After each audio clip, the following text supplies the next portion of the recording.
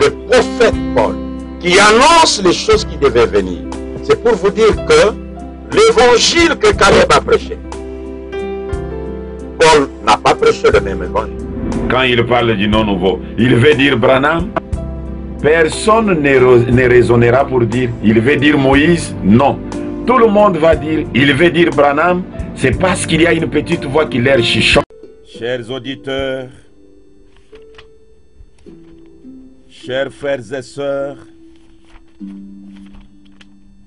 chers internautes, mes précieuses et mes précieux,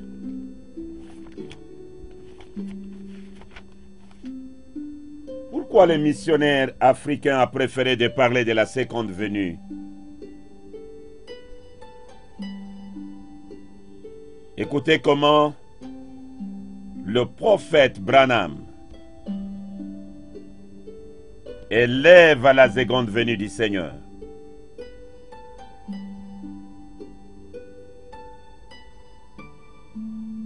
Le paragraphe 18.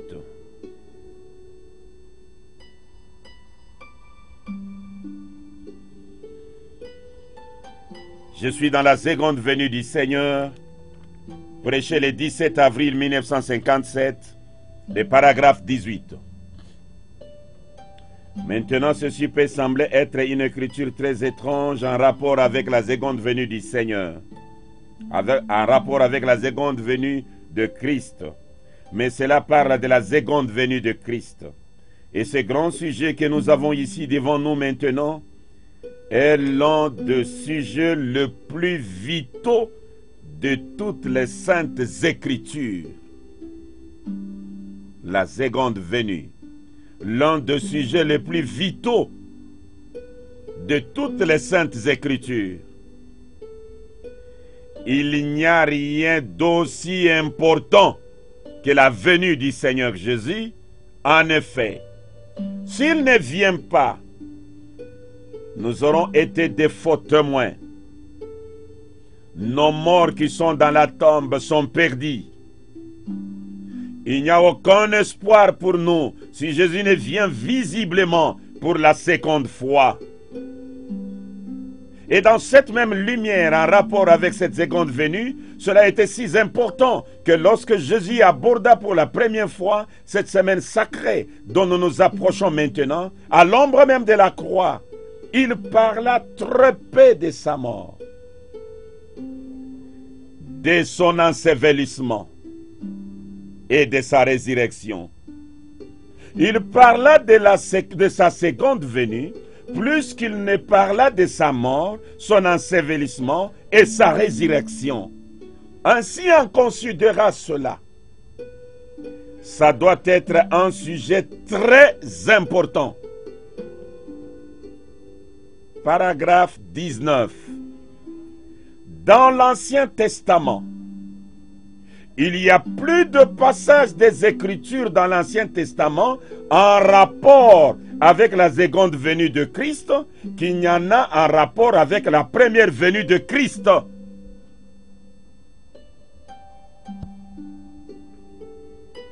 Donc la seconde venue dépasse même la première venue. Dans l'Ancien Testament, il y a plus de passages des Écritures dans l'Ancien Testament en rapport avec la seconde venue du Christ qu'il n'y en a en rapport avec la première venue de Christ. Maintenant que l'expiation a été faite, tout ce qui concerne la race humaine dépend absolument de la seconde venue du Seigneur.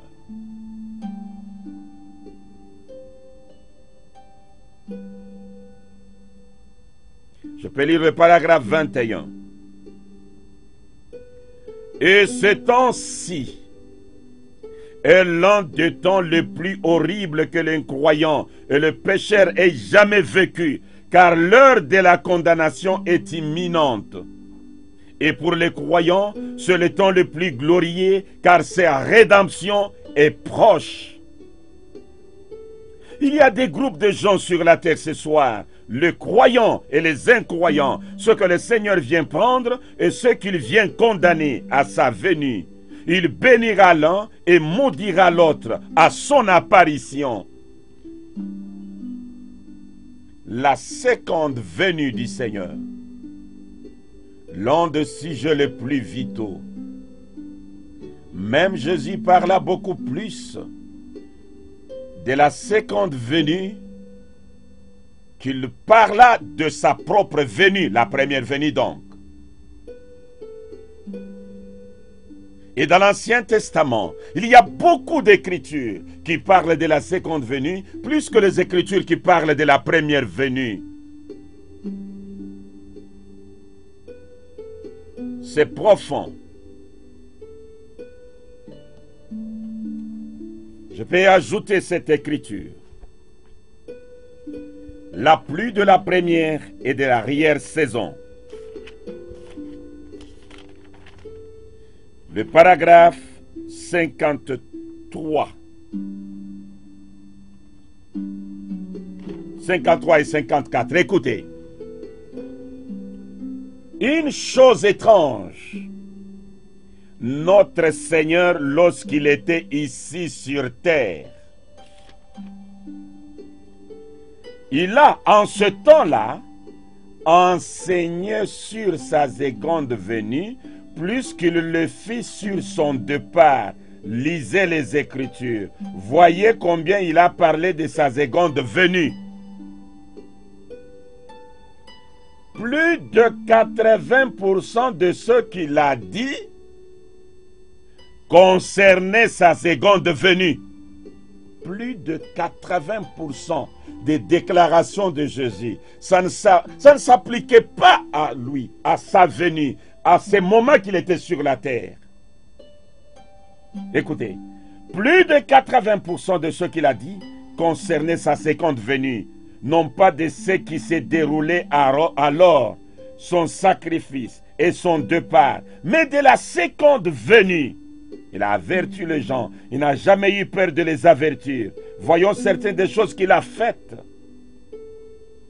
Si Jésus a beaucoup parlé, 80% de son temps, de la seconde venue, alors il nous incombe d'écouter pour voir ce qu'il a annoncé comme devant arriver.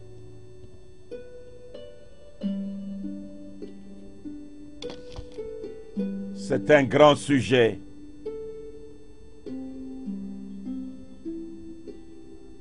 Ça englobe beaucoup de choses.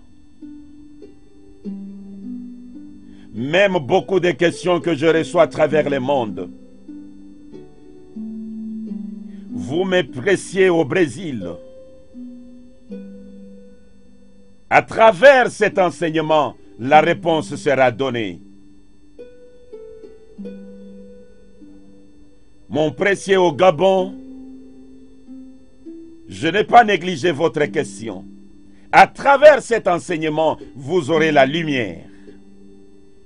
Qu'à cela ne tienne, je reviendrai encore avec ces questions-là. Même créer un temps pendant que je suis en train de parler de la seconde venue du Seigneur de gloire.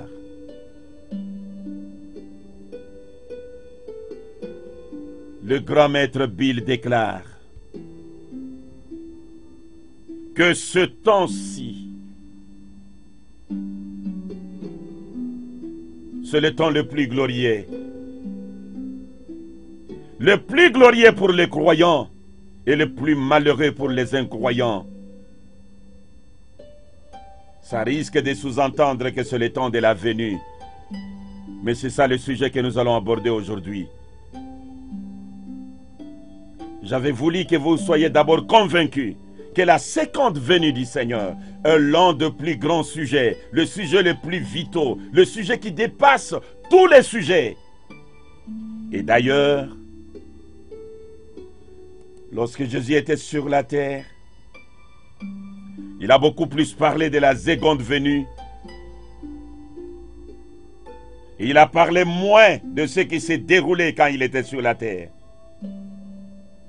Donc beaucoup d'écritures que vous allez lire dans la Bible. Et si vous les appliquez à la première venue, vous êtes encore loin de saisir la vision. Beaucoup se rapportent à la seconde venue du Seigneur.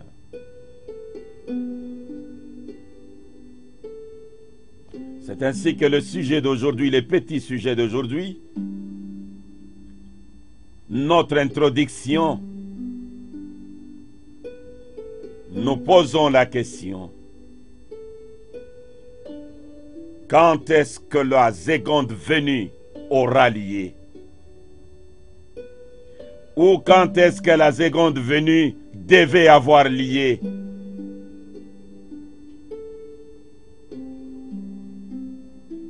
Vous qui croyez qu'il est déjà venu, la question est: quand est-ce qu'il devait venir? Vous qui l'attendez, la question est: quand est-ce qu'il viendra?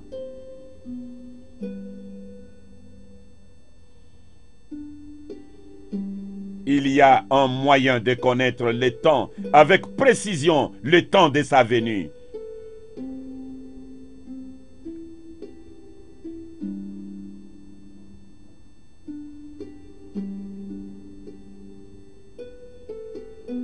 Je lis le paragraphe 112. Rendre un service à Dieu en dehors de sa volonté.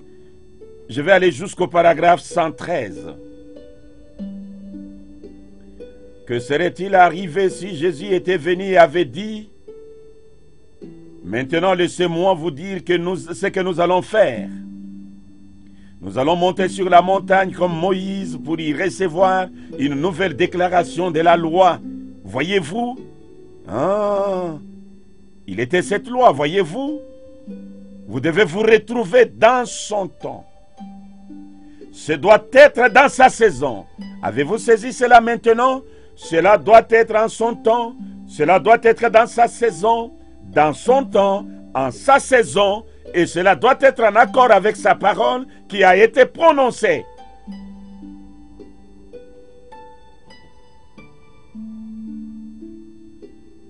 Nous ne comprenons pas ce que vous voulez dire par là.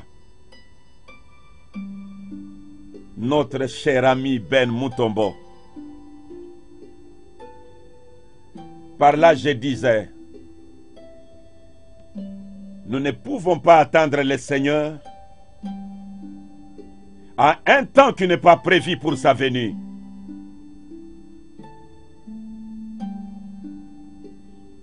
Comme chaque chose, Dieu le fait en son temps.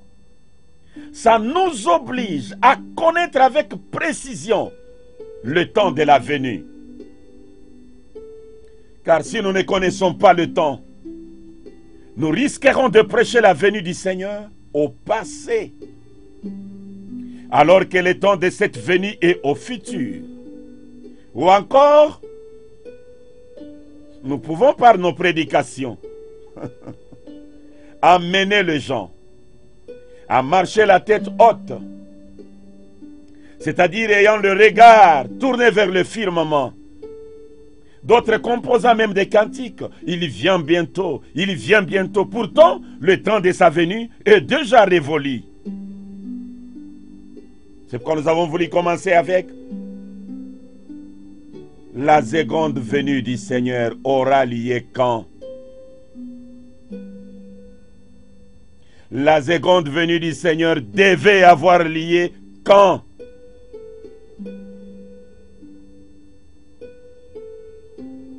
Je suis dans reconnaître votre jour et son message. Le paragraphe 25. Nous abordons aujourd'hui une leçon de l'école de dimanche. Je veux que vous preniez conscience et que vous reconnaissiez le temps où nous vivons. Le temps est presque écoulé pour nous, comme vous le voyez, et alors par là, vous devriez reconnaître avec précision l'heure et le temps et le signe et le message que vous devez recevoir. Connaître avec précision l'heure, le temps, le signe et le message que vous devez recevoir. Ne vous en faites pas, nous aurons la précision du temps.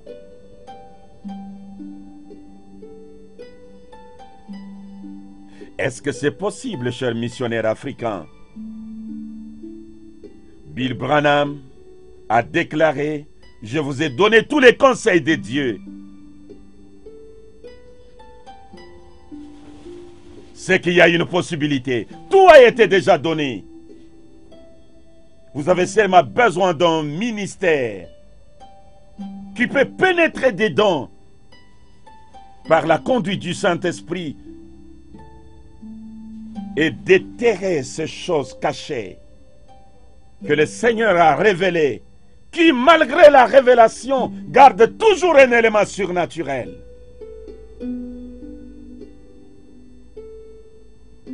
Je suis donc exposé de cet âge de l'Église, à la page 314e. Suivez bien cette citation. Le grand maître Bill déclare: en me basant sur ces 7 visions, ainsi que sur les changements rapides qui ont balayé le monde depuis 50 ans, je prédis, je ne prophétise pas, je prédis que ces visions se seront toutes accomplies d'ici 1977. Et bien que beaucoup auront l'impression que cette affirmation est faite à la légère, vu que Jésus a dit que personne ne connaît ni le jour ni l'heure, je continue à maintenir ces pronostics 30 ans après. Parce que Jésus n'a pas dit que personne ne pourrait connaître l'année, le mois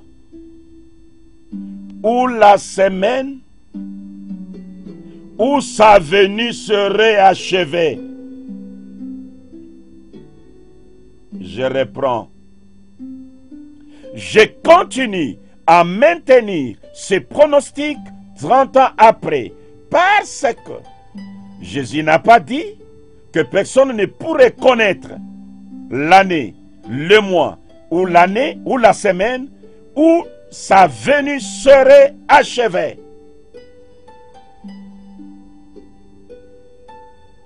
Il y a possibilité, cher pasteur, de connaître l'année de la venue. Il y a aussi possibilité de connaître les mois. Il y a même aussi possibilité de connaître l'année, les mois, ainsi que la semaine où sa venue serait achevée. La venue serait achevée. Mais Ben, tu veux dire que la venue c'est un processus? Je ne suis pas encore arrivé là. Bill Branham déclare: je continue.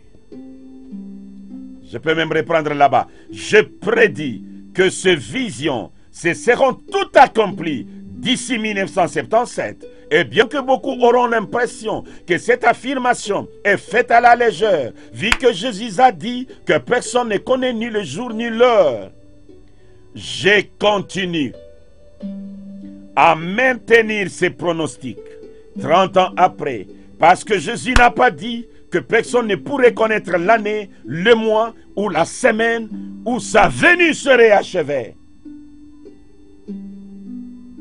Donc, je le répète, je crois sincèrement et je maintiens, selon ce que j'ai étudié dans la parole, ainsi que par l'inspiration divine, que 1977 pourrait bien marquer le point final du système de ce monde et nous introduire dans le millénium.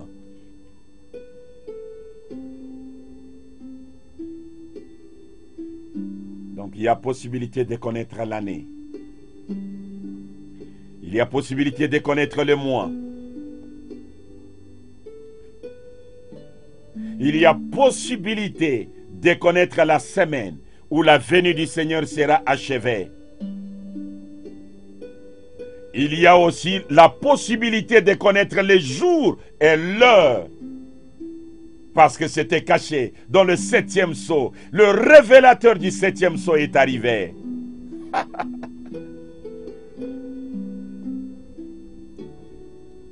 Chers missionnaires africains, s'il en est ainsi, qui nous précisera le temps de la venue du Seigneur?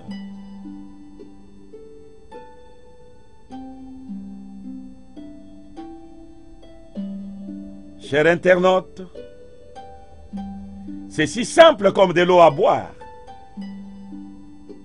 C'est Dieu lui-même qui nous le précisera, et cela par ses porte-paroles, qui sont des prophètes. Je suis dans Amos, chapitre 3, versets 6 à 7. Sonne-t-on de la trompette dans une ville sans que le peuple soit dans l'épouvante? Arrive-t-il les malheurs dans une ville sans que l'Éternel en soit l'auteur? Car le Seigneur, l'Éternel, ne fait rien sans avoir révélé son secret à ses serviteurs, le prophète. Car le Seigneur, l'Éternel, ne fait rien sans avoir révélé son secret à ses serviteurs, le prophète. Prenons 2 Chroniques, chapitre 20, verset 20. Le lendemain, ils se mirent en marche le grand matin pour le désert de Tekoa. À leur départ, Josaphat se présenta et dit: écoutez-moi, Juda et habitants de Jérusalem.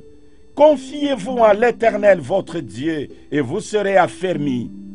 Confiez-vous à ses prophètes et vous réussirez.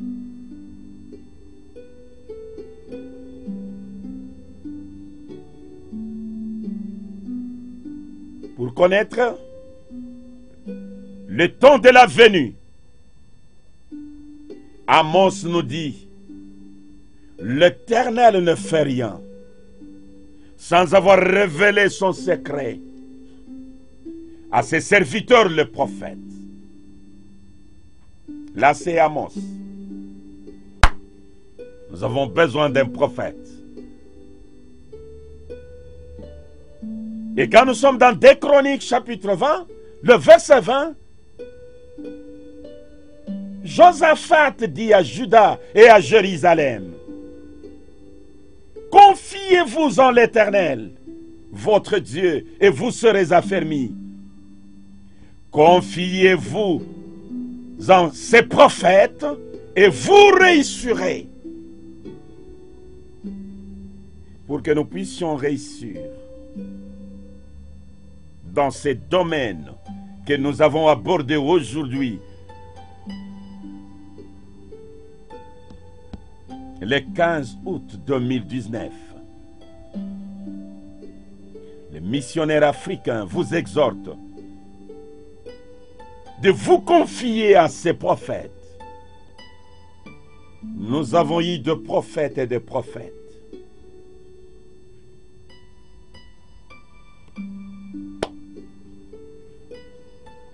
Je vais lire une écriture.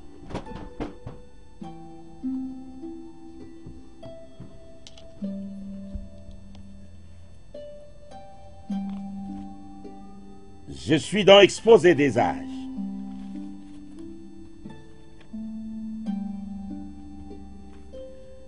La page 321.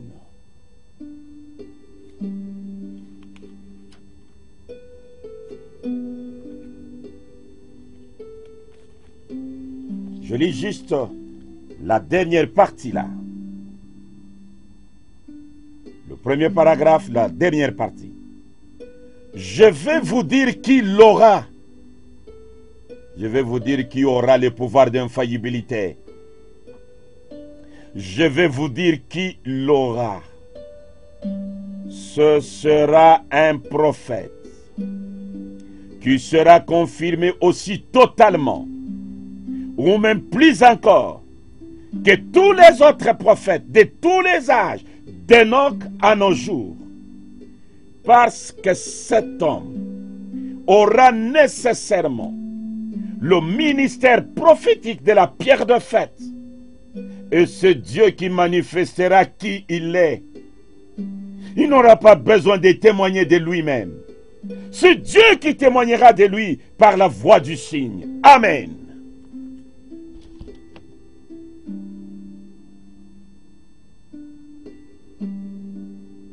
Je vous exhorte de vous confier dans le prophète. Moïse est prophète. Osée est prophète. Daniel est prophète. Jésus est prophète. Jean est prophète. Paul est prophète. Confiez-vous en eux. Et si vous pouvez vous confier en eux, ça sera comment avec celui qui les dépasse, qui a été confirmé plus que tous les autres prophètes. William Marion Branham, avec le ministère prophétique de la pierre de fête. L'ange et les trois poules. Prêché le 14 avril 1951. Bill Branham déclare: la chair ne peut se glorifier, ou plutôt se vanter dans la présence de Dieu. Tout provient du surnaturel. Maintenant, il a dit, ce que je fais, c'est ce que je vois mon Père faire. Est-ce vrai? Eh bien alors, quand Nathanaël alla auprès de lui, le Père avait montré à Jésus, pendant qu'il s'était né là, ce que Nathanaël faisait avant que Philippe ne les rencontrât. Est-ce vrai? Amen. Ces choses que je fais, vous les ferez aussi. Est-ce vrai? Vous en ferez de plus grandes, car je m'en vais au Père. Vous en ferez davantage. Maintenant, ce même esprit, non pas parce que je suis ici, eh bien, je n'ai rien à faire avec cela. Pas plus que ce que n'importe qui d'autre là-bas. Mais c'est parce que lui est ici, le Saint-Esprit, l'ange de Dieu. Et je suis simplement son porte-parole. Et Moïse était simplement son porte-parole. Et Jésus était le porte-parole de Dieu. Amen.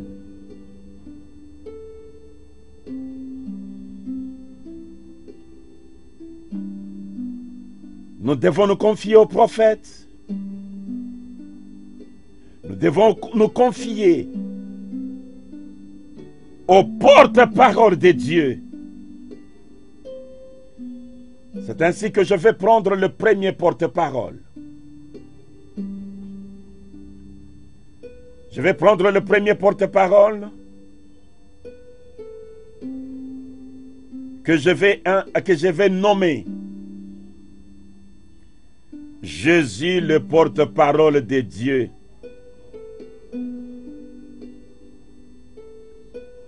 Que dis-tu de la venue du Seigneur? Il revient quand?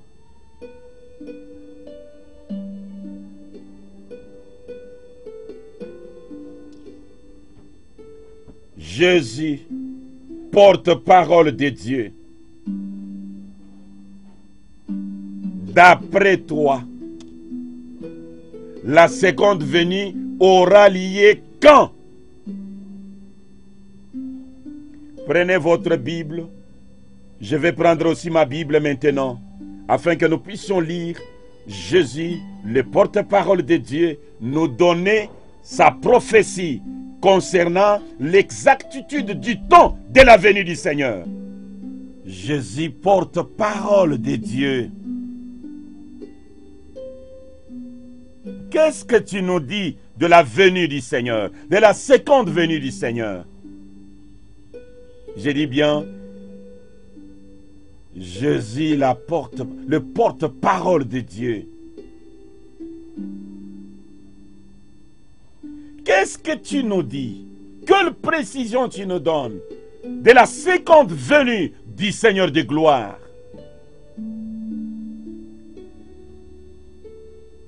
Et je me demande si nous croyons Jésus réellement.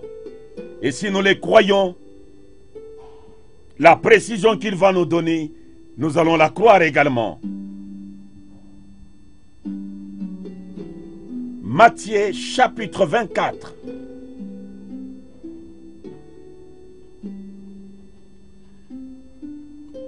Je vais commencer depuis le verset 36 jusqu'à 44. Vous pouvez même prendre depuis 22, 32 jusqu'à 35. Écoutez. Jésus parle. Pour ce qui est du jour et de l'heure, personne ne le sait, ni les anges des cieux, ni le Fils, mais le Père seul. Pour ce qui est du jour et de l'heure, personne ne le sait, ni les anges des cieux, ni le Fils, mais le Père seul. Quelle honnêteté!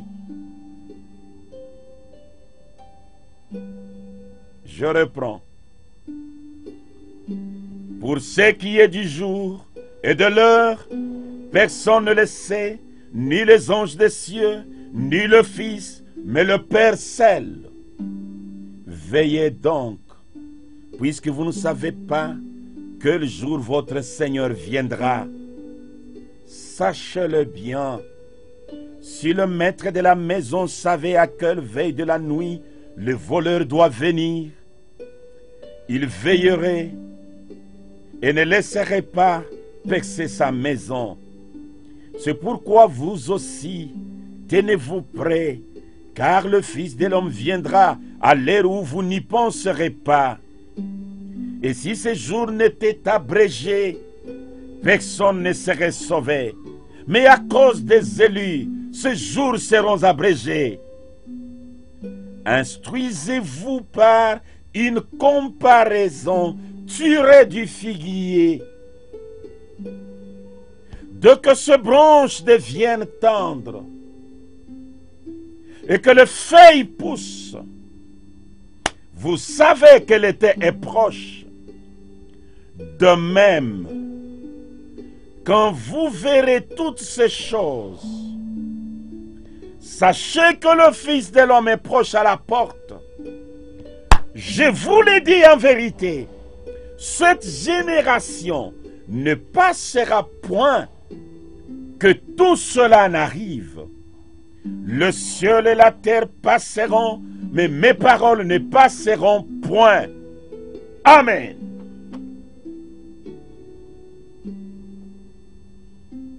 Le prophète Jésus vient de parler.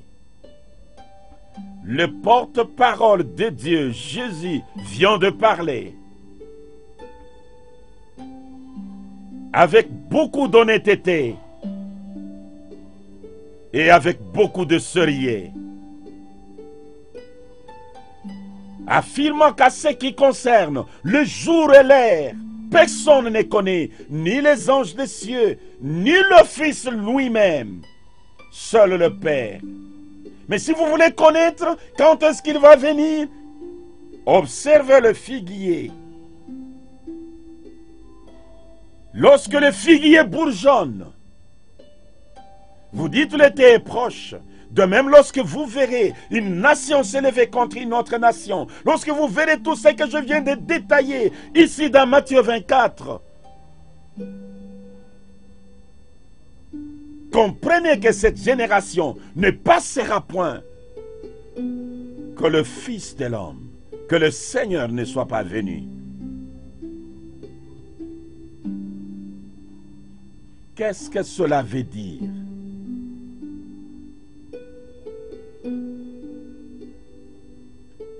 Je suis dans la pluie de la première et de l'arrière-saison. Prêché le 3 mars 1960 à Phoenix, Arizona, USA. Je lis les paragraphes 45 et 46. certaines personnes sortent et disent: oh, cela sera peut-être dans 1000 ans.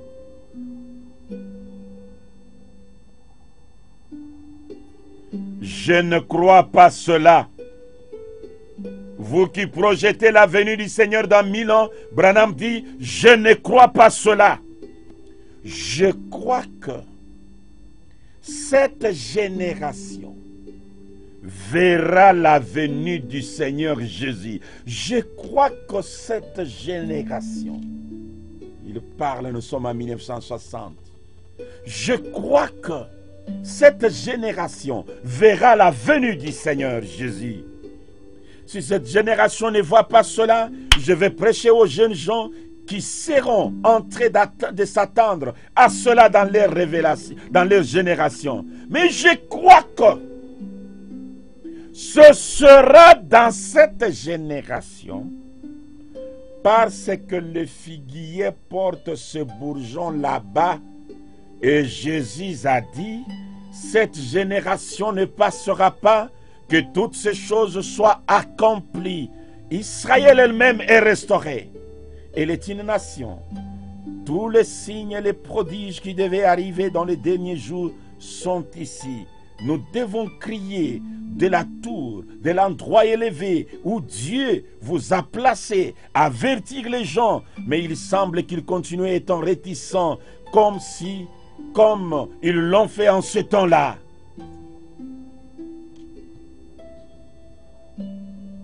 Nous devons être précis.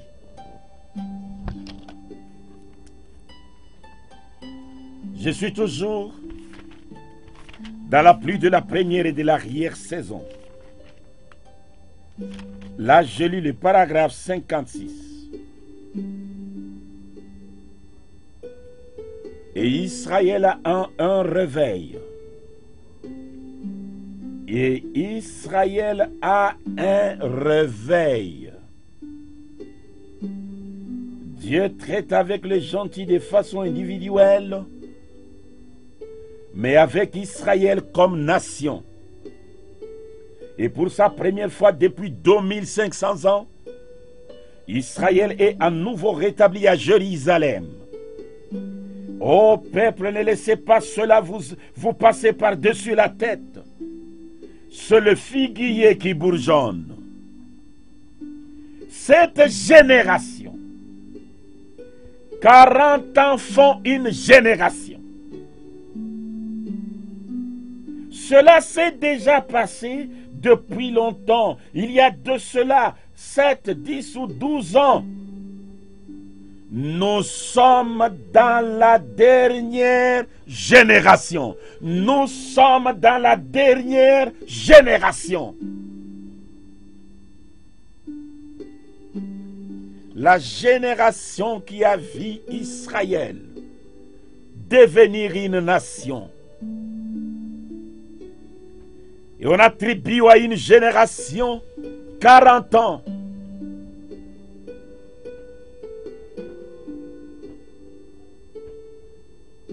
Et Bill Branham déclare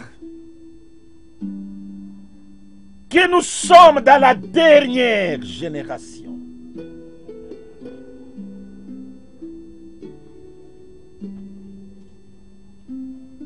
Je suis dans la prophétie du prophète Jésus.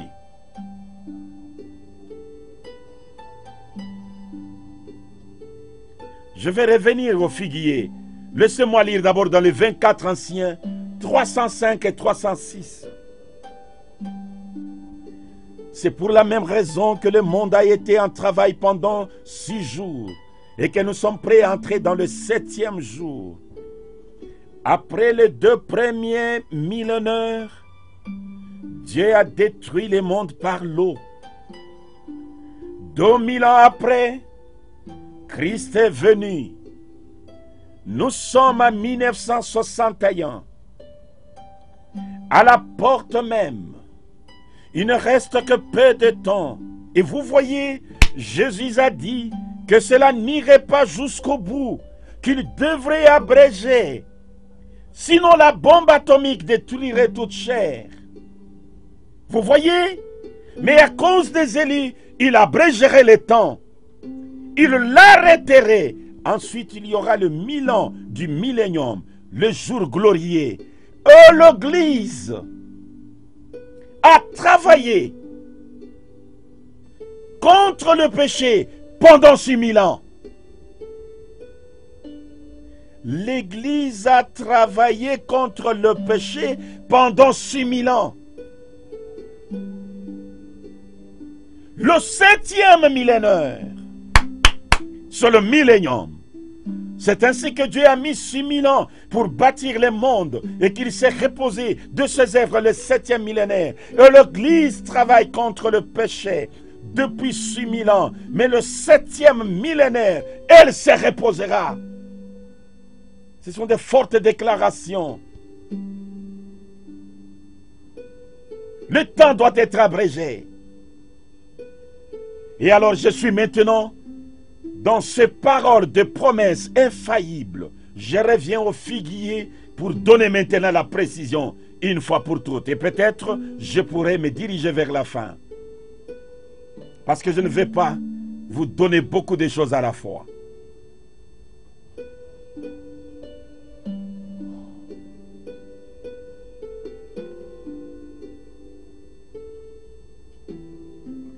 Je suis dans ces paroles des promesses infaillibles. Prêché le 20 janvier 1964. Je lis depuis le paragraphe 32 jusqu'au paragraphe 34. Suivez bien. Il interprète la prophétie de Jésus. Écoutez. Mais voici ce que Jésus était en train de dire à notre humble avis. Ce qu'il a dit était que cette génération, en d'autres mots, la génération qui a vu le figuier bourgeonner et qu'il est tendre fait sortir ses branches, vous dites le temps est proche. De même, voyons, lorsque vous voyez toutes ces choses, discernez le temps. Lorsque vous voyez toutes ces trois questions accomplies, le temps est à la porte. Cette génération-là qui voit le figuier, et le figuier est toujours Israël. Et lorsqu'Israël retourne à sa patrie et devient une nation, cette génération-là ne passera pas avant que ces choses ne soient accomplies. Et amis chrétiens, ce soir dans ces grands doutes sur les Écritures, parce que les gens pensent que c'est douteux, nous sommes en train de vivre pour voir même l'heure. Chaque chose qu'il a dite ici est accomplie. La chose qui suit, c'est simplement sa venue. Israël est dans sa patrie. C'est une nation indépendante. Elle a sa propre monnaie, son propre drapeau. C'est un membre de l'ONU. Elle vient d'être une nation pour la première fois pour à peu près 2500 ans. Depuis qu'il a été une nation. Et Jésus a promis que la génération, amen, et dans la Bible on attribue à une génération 40 ans.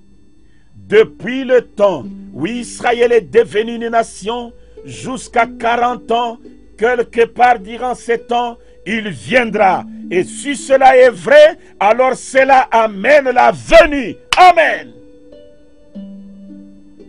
Israël est devenu une nation le 7 mai 1946. Branham dit compter 40 ans. Depuis ces jours-là, jusqu'à 40 ans, le 7 mai 1946 jusqu'au le 7 mai 1986, quelque part, donc c'est-à-dire selon la prophétie de Jésus, on n'arrivera pas en 86. Je lis la dernière citation pour m'arrêter avec cette introduction. Aujourd'hui, cette écriture est accomplie. Prêché le 19 février 1965. Le grand maître déclare: le paragraphe 256 et 257. J'ai lu l'écriture avec une douzaine d'évidences ou plus, montrant que nous vivons dans les derniers jours, la génération qui verra Jésus-Christ retourner sur la terre. Et je vous dis encore ce soir, aujourd'hui, cette écriture est accomplie sous vos yeux. Vous qui êtes à Tucson, vous qui êtes en Californie, vous qui êtes à New York, vous qui êtes reliés par téléphone, aujourd'hui, cette écriture est accomplie sous vos yeux. Amen. Précieux frères, précieuses sœurs,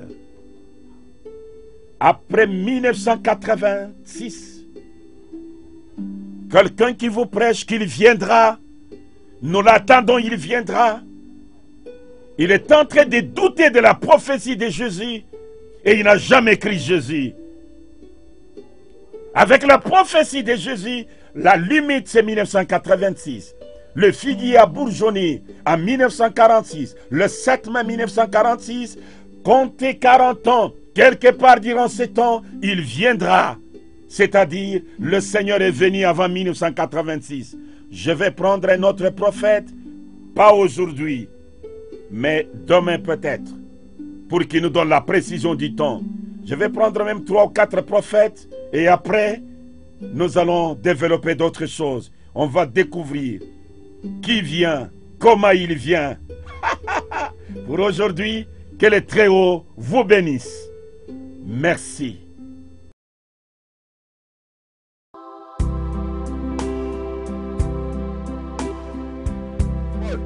Le prophète Paul, qui annonce les choses qui devaient venir. C'est pour vous dire que l'évangile que Caleb a prêché, Paul n'a pas prêché le même évangile. Quand il parle du nom nouveau, il veut dire Branham. Personne ne raisonnera pour dire, il veut dire Moïse. Non. Tout le monde va dire, il veut dire Branham. C'est parce qu'il y a une petite voix qui leur chuchote.